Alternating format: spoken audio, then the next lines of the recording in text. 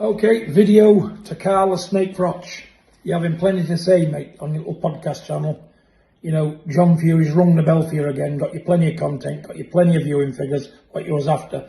But listen, your mate George Groves said something very interesting.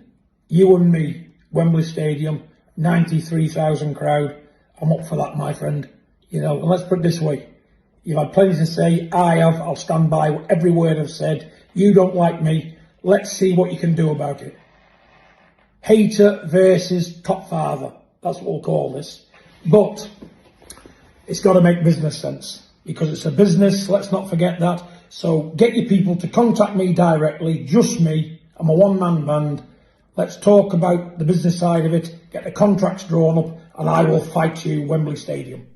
All right, John Fury is taking to Instagram today to issue a challenge to Carl the Cobra Froch. Obviously, Carl Froch made a video about a week or so ago, thereabouts, where he was having his 2 cents on John Fury. I believe John Fury said that he'd kick Carl Froch somewhere. Carl Froch basically said, you do nothing. In fact, if anything, if you ever saw me in public, you'd only come over and you'd shake my hand. And he also said, which I did find funny, for someone who's so tough, you don't have much of a thick skin, which I really did. I did find that one funny. Now, John Fury has gone on and he has called Carl Froch out for a showdown at Wembley Stadium in front of 90. Yes, this is what he said himself. I might even play with something over at the start of the video. That's at Wembley Stadium, but it has to make sense. So basically, John Fury, by the sounds of things here, is trying to negotiate a fight. You know, that there has to be contracts, stuff like that, that it has to make sense. You know, the fighting man, but it has to make sense. I'll fight any man anytime, but it has to make sense. So Tyson didn't nip it in the bud. That's what he's saying here. Now, I do laugh because John Fury, he's made these challenges before. They've been taken by guys like Mickey Teo. Nothing came of that. You know, he's called out this, that, and the other. The only time, as I said, I've ever seen John Fury actually square up to a boxer like then and there is Carl Frampton. And Carl Frampton was a fantastic fighter. He's a very, very good pundit. I think he's really good on TNT. But he's 5'3" at a push. And he's about 150 pounds at his heaviest. So someone like Carl Frampton, John Fury obviously felt a certain sense of, you know, he felt secure enough to go up and square up, but especially considering the fact that Carl Frampton, I think, was working on that show for TNT, so he was able to square up to him. That was because he said Jake Paul would beat Tommy Fury. John Fury took exception to that. Now, with Carl Froch, who is 6'1", 6'2", and probably at this stage, he looks about 13, 14 stone. Let's see, he's saying, fight at Wembley Stadium. Yes, that will draw 90-odd thousand fans to Wembley Stadium. That would really do that. But that's John Fury. He calls Carl Froch the snake, not the cobra. Always chucks the word hater in. Of course, they use that word. It means nothing really because, you know, anyone who's not a sycophant is a hater, obviously, in today's society. I mean, words like that just get chucked around willy-nilly. Any meaning they had once upon a time are just worthless now because they're just, you label anything hate or X, Y, and Z. It's crazy. But yeah, he says, John Fury will not back out of a fight with you, my friend. I wouldn't put a penny on John Fury winning. You know, I said in yesterday's video review of the week that if Boots Ennis fought Conor Benn, I'd be happy enough to put my mortgage on him. I'd put my mortgage and everything I own on John Fury, not just losing, but probably not lasting a round or two against Carl Froch. Even though there's a big weight discrepancy between the two, John Fury was a heavyweight, Carl Froch was a super middleweight. Yeah, John Fury is in his 50s now? No chance. And again, you know, he does all this bravado on camera, or when you do see him on camera square up to someone, it's someone like Carl Frampton who's working a show and he's only about 5'3", 5'2", or he's doing it to these YouTube dweebs who, you know, yeah, they're doing the boxing, they're doing misfits, but like they're not the most intimidating guys you'd ever see. They look at someone like John Fury who's going in there, you know, giving it all that, and they probably would be intimidated. Because for them, they're just like, oh, wow, there's this big, you know.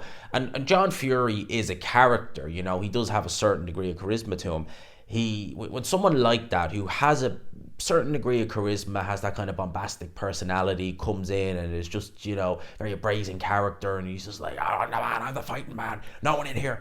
when you go into a room and you do that, as I said about John Fury, his bark is worse than his bite. What he's trying to do in that situation is that he's trying to go into that room and intimidate the people just by how loud he is. Not by anything he's actually necessarily doing in terms of physically doing to anybody, but by being that loud, brazen character and, having that loud voice and saying, no one's gonna touch me. My son, he's the heavyweight champion. Actually hurts my throat doing that. But by doing that, he's hoping that people will be like, better stay away from him.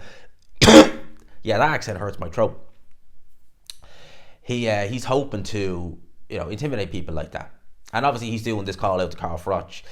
I'm going to be interested to see what Carl Froch's response is, quite frankly, to see if, I'm sure Carl Froch wouldn't back down. He's probably thinking, yeah, so if I get paid, if a promoter, DAZN would probably pick it up, because they like all those kind of misfit kind of things. He'd be like, yeah, fine, I'll do it. More than likely, you wouldn't know. So yeah, John Fury, take an exception with some of the things Carl Froch said in his latest video, and yeah, Wembley Stadium, but the contracts have to be right. So it's any man, any place, as long as everything I like is in that contract. If there's nothing, again, where does Tyson get it from? Who knows? Let me know your thoughts in the comment section below. I hope you enjoyed the video, people. Smash the like button if you could, and subscribe, of course, if you haven't already. And for now, I will leave it there. Peace. Boxing today, it seems like there's news breaking every single day. There's fights being announced almost every day. Big fights at that. Boxing's in a good place. And sometimes, I don't know about you guys, but I find it a little bit difficult at times just to stay on top of everything, between checking Twitter, checking boxing scene, going on BoxRec to see if there's anything announced. There's a lot to look for. There's a lot of platforms you need to go on. And if you look down on screen, you'll see today's sponsors, Boxing Showtimes. They've made an app that does it all for you. Look at that on screen. It shows you where you can get tickets. It gives you all the latest news. It gives you the tail of the tape. It gives you all the card details. It's going to give you details about Fury Usyk. It's going to give you details about Joshua Ngannou. It's also going to have a lot more little things thrown in there as well. The link is in the comment section. It's going to be pinned on this video and more besides soon enough. And not only that, in the comment section, there's also going to be a link, a G-Man promo, which means you can access a little bit more without ads. Now that, to quote Eddie Hearn, is a game changer. Now let's crack on with the video.